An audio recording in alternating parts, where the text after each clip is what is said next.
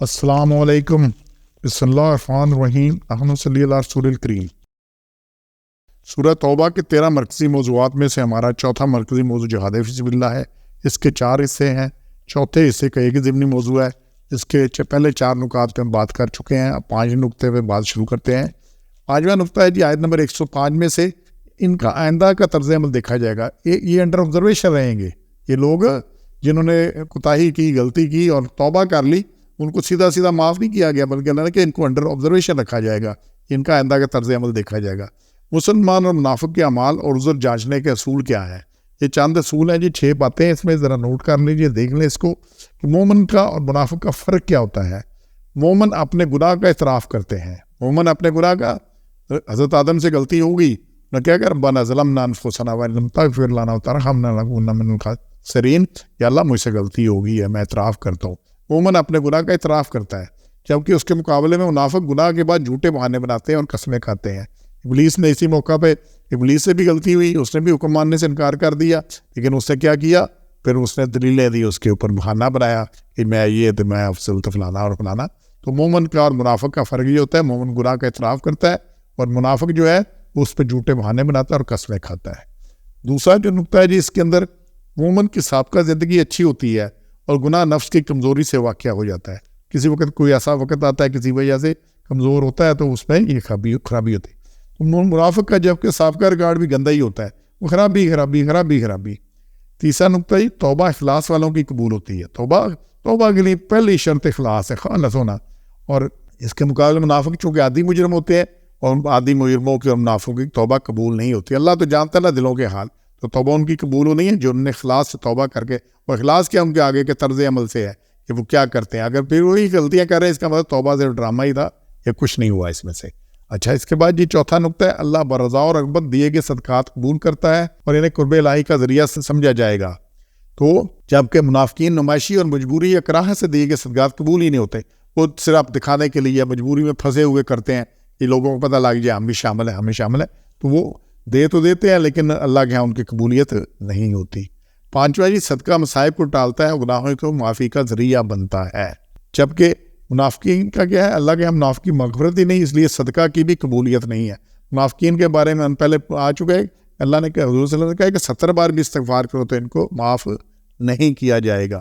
عبداللہ بن ابی کا آپ نے جنازہ پڑھایا، آپ کا کرتا مبارک کفن کے لیے دیا، لیکن اللہ نے کہا یہ معاف ہونے والے نہیں ہیں، تو اس لیے یہ ساری سلسلہ یہاں پر ہے۔ اچھا، اس کے بعد جو 6واں نکتہ ہے، توبہ کے بعد اعمال میں بہتری اور اخلاص قبولیت توبہ کی نشانی ہے۔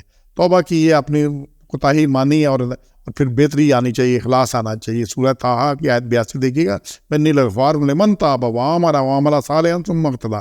پھر ایمان توبہ کی، پھر ایمان لائے، پھر نیک اعمال کی اور اس پہ قائم رہے۔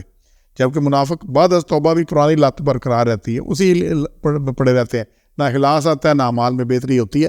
تو ان کو انڈر آبزرویشن اس طرح سے ہوگا، اس سے پتہ لگے گا، اور اللہ تو دلوں کے حال جانتا ہے، اس کو سب پتہ ہے۔ آگے 6واں نکتہ ہے کہ کچھ 3 لوگوں کی توبہ اور فیصلہ موقوف رکھا گیا، اللہ تعالیٰ توبہ قبول کرے یا عذاب دے۔ 106 نمبر آیت میں ہے کہ ان کا اللہ کیا کرے، یہ ان کو فیصلہ موقوف رکھا گیا، اس میں ابھی فوری طور پہ فیصلہ نہیں کیا گیا۔ تو اس کے بعد 7واں نکتہ ہے، ان تینوں پر زمین تنگ ہوگی، سب نے مکمل علیحدگی اختیار کر لی تو اللہ تعالیٰ نے اپنی رحمت سے ان کی توبہ قبول کی۔